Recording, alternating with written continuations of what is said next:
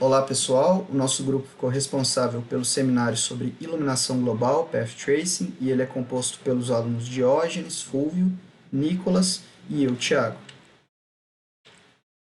Bom, mas antes necessariamente da gente entrar no Path Tracing em si, acho que é importante a gente dar uma pincelada no que é e como funciona a física da luz. Imagina que você acorda pela manhã, você abre a janela do seu quarto, tá, tudo bem, aqui está mais para a roça ou para o rancho do seu avô, e você vê uma imagem como essa. Você tem ali o Sol, que é o seu emissor de luz principal, e você tem infinitos feixes de luz sendo emitidos e sendo refletidos pelos objetos que estão nessa cena.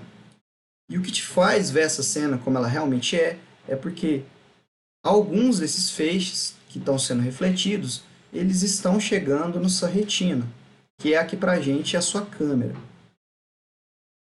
Pensando unicamente em um raio de luz, se esse raio de luz está saindo do Sol e batendo sobre a pedra, como vai funcionar a física dele?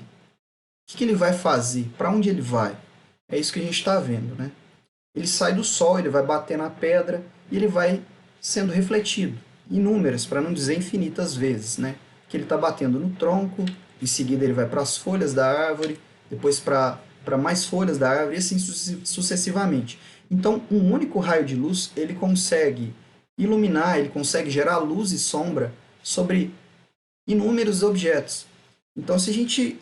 Olha o quão complexo isso é. A gente está falando de um único raio de luz.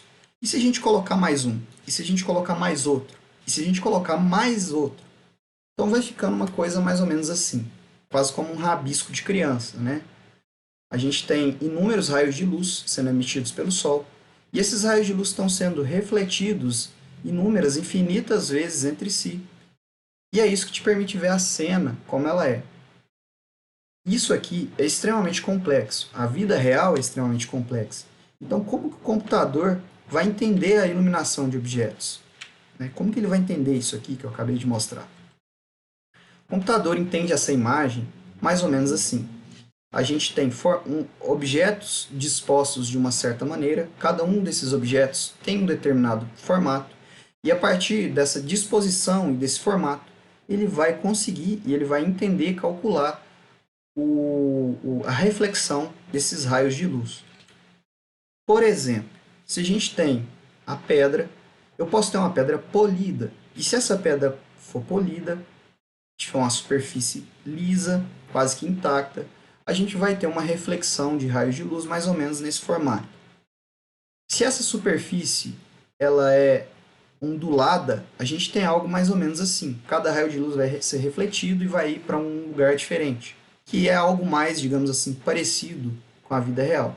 Então, assim, à medida que a gente vai adicionando novos elementos, a gente falou de um raio de luz que é refletido inúmeras vezes, agora a gente adicionou o componente objetos, deformidades, e isso vai tornando a iluminação de uma cena mais complexo. Então, se a gente volta naquela imagem que a gente pensou e pensa nela, na imagem da vida real, sendo renderizada por um computador, a gente vai ter uma cena que vai ter um custo computacional extremamente alto, para não dizer impossível. Então, é exatamente por isso que a gente cria técnicas como Path Tracing ou outras técnicas em questão. Porque essas técnicas são importantes para a gente poder ganhar computacionalmente e para a gente tornar possível criar modelos matemáticos que conseguem exibir aquela cena de uma maneira que a gente não perca em performance, né? Sobretudo quando a gente está falando, por exemplo, de jogos, como a gente vai ver mais para frente. Um jogo a gente precisa de uma performance muito alta, a gente não quer ter perda de FPS, a gente quer um desempenho alto, a gente quer ver a coisa mais ou menos como ela é na vida real, né? Então, é basicamente isso. Agora falando sobre o Path Tracing efetivamente, essa técnica ela foi apresentada por Jin Kajia, um engenheiro da Microsoft.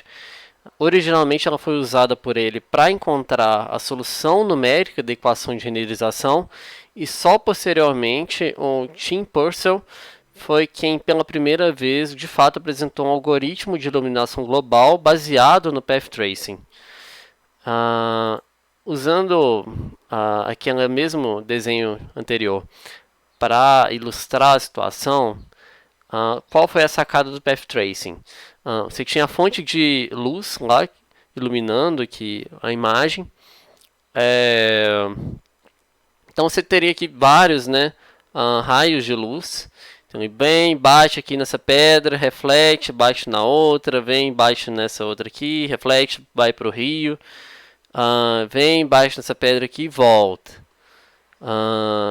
Perceba que esse raio aqui de reflexão ele não é interessante para a gente, ele não agrega nada, seria um esforço computacional que a gente estaria gastando para renderizar isso aí e não seria necessário, porque ele vai voltar aqui para, entre aspas, céu e sair, não vai iluminar nenhum outro objeto da cena.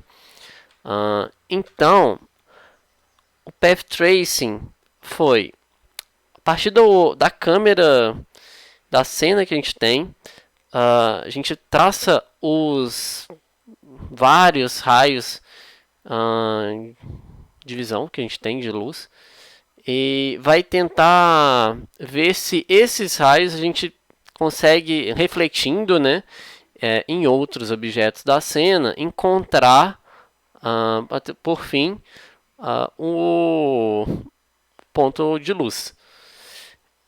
Então, a gente tem vários aqui que vão encontrar, então outros não vão, ou simplesmente vão encontrar aqui, por exemplo, esse que desce, ele bate aqui nessas pedras, mas essas pedras não fazem parte do campo aqui da cena, da câmera que a gente está vendo. Então, não é interessante para a gente renderizar tudo isso. A gente vai renderizar só aqueles que realmente nos interessam. Então, para cada um desses vários diversos raios, a gente tem, primeiro bate num objeto, daí você varia. Bom, vai bater em outro? Tá, bateu. Vai bater em outro? Tá, bateu. Bater em outro? Tá, bateu. Aí, tá, desse alcançou a fonte de luz. Ok. Se não tivesse alcançado, então não seria interessante pra gente, seria descartado.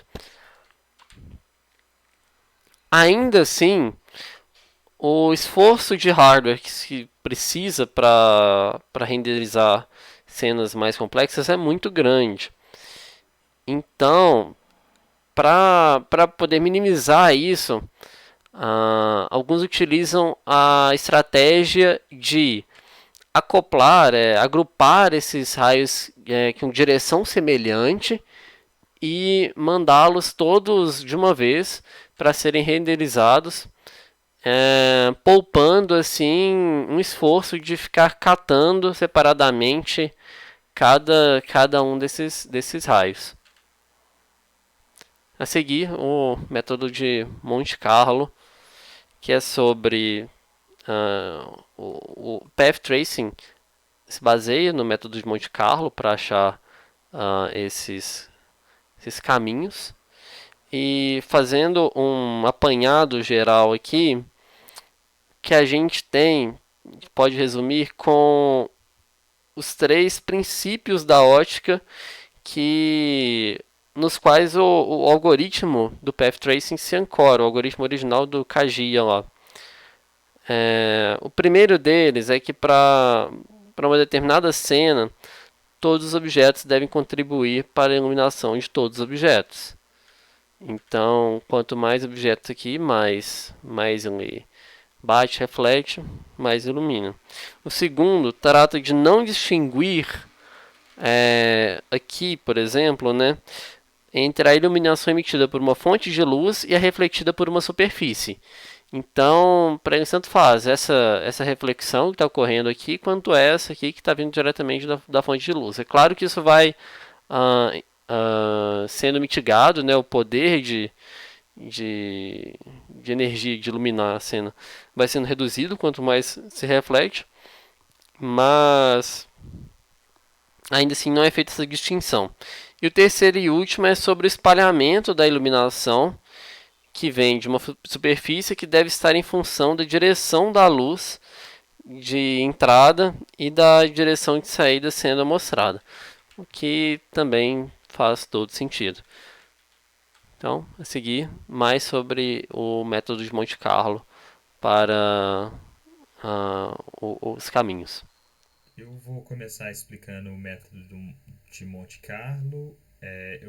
Essa é a parte um pouquinho mais técnica. Eu vou só explicar mais ou menos que são os conceitos utilizados para realizar o path tracing e qual que é a lógica no qual você calcula os raios que estão chegando a partir de um certo ponto. Primeiramente, o método de Monte Carlo ele é nada mais nada menos do que um método no qual você consegue a aproximação de uma integral. A razão no qual esse método é utilizado eu vou explicar mais para frente com uma imagem que vai demonstrar melhor, mas nesse caso começar pelo processo mais simples, onde que a gente tem aqui uma função contínua qualquer, a gente quer calcular essa área do ponto A até B. O que consiste em fazer? Consiste em selecionar pontos aleatórios, um x1, x2, x3 e x4, nesse caso. Nesse caso, só calculando 4 números, mas é até n, né? Você define.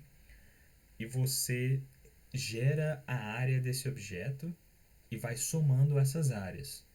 E por fim, você divide pela quantidade de pontos aleatórios que você gerou. Com 4 pontos não fica tão parecido com a integral, mas conforme você vai fazendo mais pontos, você vai chegar numa aproximação bem decente. A questão mais importante é que essa é a parte simples do método. Que nesse próximo slide é possível ver a fórmula simples, que é b menos a vezes 1 sobre a quantidade de pontos gerados e o somatório do valor da função nesses pontos gerados. Isso é simples porque isso funciona de maneira prática numa função contínua. Porém, o método de Monte Carlo ele é um pouco mais genérico, ele é um pouco mais robusto, ele serve para muita coisa. Ele funciona de modo discreto e para coisas não distribuídas de maneira uniforme. Ou seja, um exemplo melhor do que eu estou falando vai ser a distribuição de pontos de x que está na imagem à direita, onde está até escrito que tem uma maior densidade de pontos no meio da função. E por isso você tem uma função extra que retorna um certo peso associado ao ponto. Por exemplo, minha maior concentração de valores de x está no meio da função. Aí eu tenho uma função chamada PDF, no qual me retorna um valor maior conforme eu estou numa área mais densa, com mais pontos. Isso permite gerar uma aproximação da integral mais fiel ao valor real da integral. Aí a fórmula mais genérica é o que está descrito no canto inferior esquerdo, que é 1 sobre n, o somatório de f de xi sobre pd f de xi. Basicamente é isso. Isso é uma ferramenta bem útil e muito mais robusta, permite usar para calcular raios de luz. Aí como é que isso vai ser feito? Eu vou mostrar aqui nesse próximo slide a maneira no qual ele é utilizado. Essa área da linha amarela, ela seria onde que eu teria que fazer a integral para calcular os raios de luz que chegam nesse determinado ponto, que eles são, em teoria, infinitos. Que reflete, nem que seja muito fraco na superfície, chegaria aqui, você teria que fazer um cálculo extenso.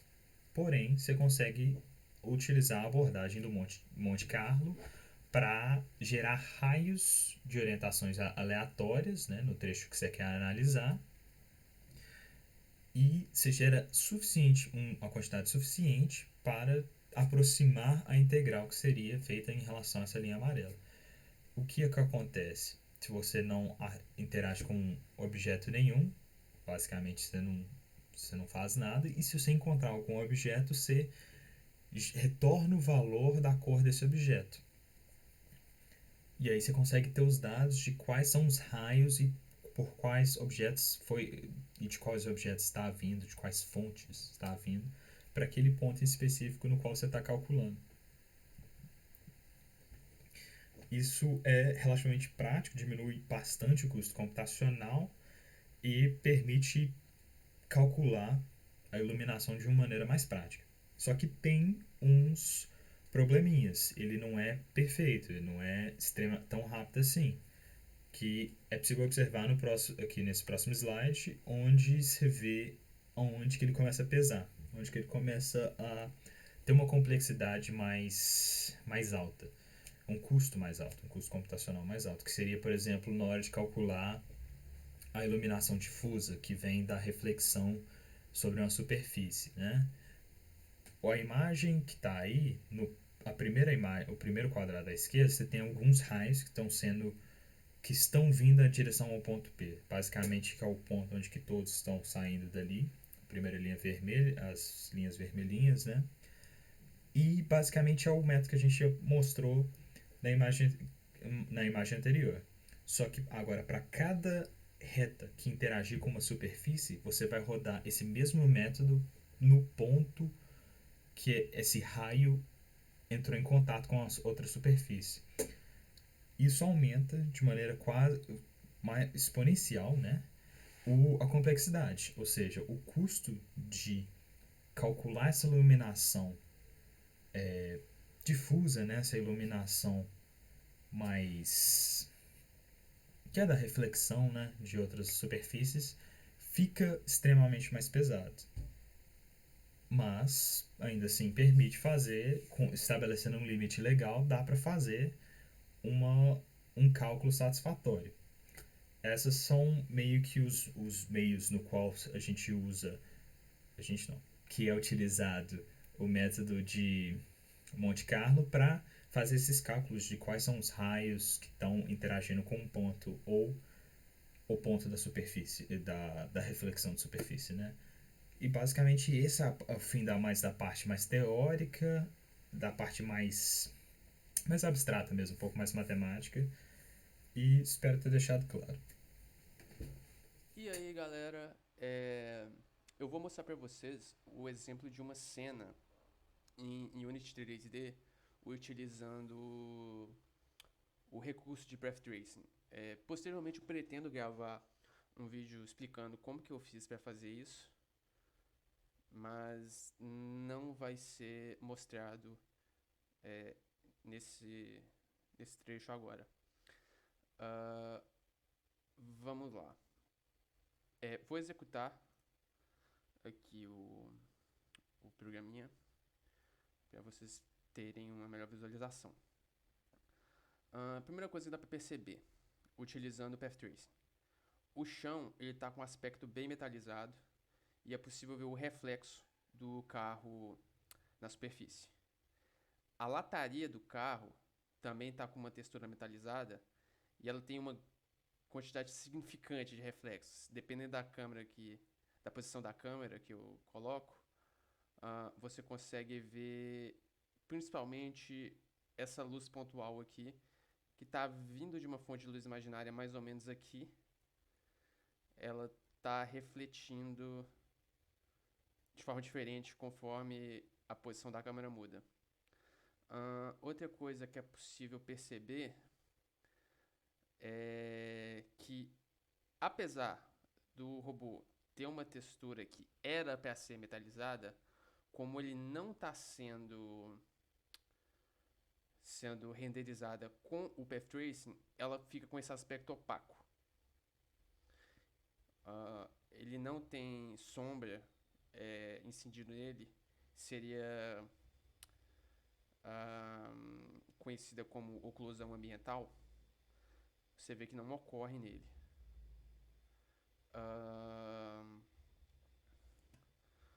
Onde também é possível perceber a técnica é no vidro do carro. Vê que ele tem distorções conforme a posição da câmera muda. E no farol em si, que é o objeto com maior, como é que eu diria, índice de potência luminosa, eu acho que poderia falar assim, na cena. Tem como eu desabilitar o farol aqui, para vocês verem como que fica. Point light desabilitado. Point light desabilitado. Perdeu bastante do reflexo. E, além disso, também é possível mostrar alguns defeitos, eu não diria defeitos, mas características do Ray Tracing. Quando você usa, aliás, do Path Tracing, quando você usa essa técnica, ela acaba gerando muito, na verdade não muito, mas uma quantidade significativa de ruído. Eu acho que é possível ver na imagem que a luz está tremendo. Eu não chamaria isso de defeito, porque quando você olha para um poste à noite, você também tem um efeito parecido da luz estar meio tremida. Quando você mexe a câmera, dá para perceber que tem uma distorção um blur na imagem do carro, na verdade da cena inteira. Isso é provocado pelo Ray Tracing. E esse aqui que eu acho que é um problema maior é que o dwell distance, que seria mais basicamente a distância que um objeto é desenhado quando você utiliza Ray Tracing, é bem menor do que quando você utiliza uma técnica normal. Vocês conseguem ver que conforme eu vou me afastando, o chão e o carro vão sumindo, mas o robô que não está utilizando a técnica continua lá.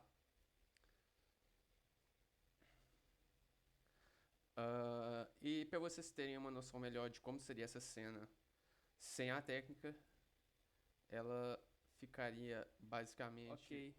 Agora temos a mesma cena sem o uso do Path Tracing. Vocês veem que a iluminação está bem mais pobre, o vidro não tem reflexo, o carro quase não tem reflexo. É basicamente um pouco de brilho nas quinas.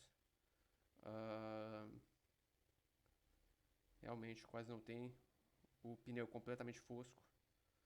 A lataria está quase completamente fosca. O nosso robô está inteiramente fosco. Tem até uma certa dificuldade de enxergar ele contra a luz. E isso porque o robô tem uma iluminação própria. Esse indicador aqui é que ele tem não exatamente dele, mas eu adicionei uma fonte de luz na cena para ele, porque sem ela estava muito difícil de enxergar ele.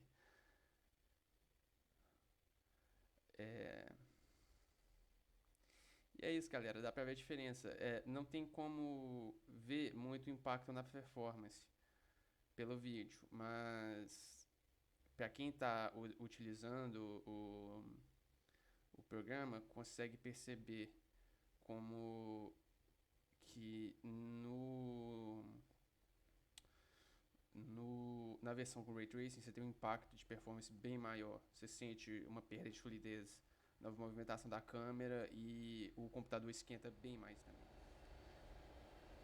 Galera, esse aqui é um outro exemplo utilizando o Path Tracing. No lado esquerdo a gente tem uma cena do jogo Battlefield 5 utilizando o Ray Tracing. Do lado direito a gente tem o jogo utilizando o Path Tracing. Com o jogo pausado dá para perceber que aqui na região da grama a gente tem um Path Tracing um pouco mais de sombreamento na parte da grama. Dá para ver um pouco mais de reflexo também na água, na versão Path Tracing, e temos um ganho de performance com a aplicação do Path Tracing. Lembrando, isso aqui não é um recurso oficialmente disponível no jogo. Isso aqui é um mod realizado por terceiros para aplicar o Path Tracing no Battlefield 5. Rodando dá para perceber mais ruído aqui na gama com o Path Tracing, um problema do Path Tracing, o ruído. Na água também ele dava para perceber mais ruído. Aqui uma outra cena, a gente tem... nessa cena dá para perceber que aqui na água a gente tem mais ruído no Path Tracing em comparação ao Ray Tracing, mas ainda temos uma performance melhor. O Path Tracing aqui dá para perceber sombra embaixo do todo, que no Ray Tracing não dá. Porém, ruído na grama, novamente no Path Tracing, aqui não temos o ruído.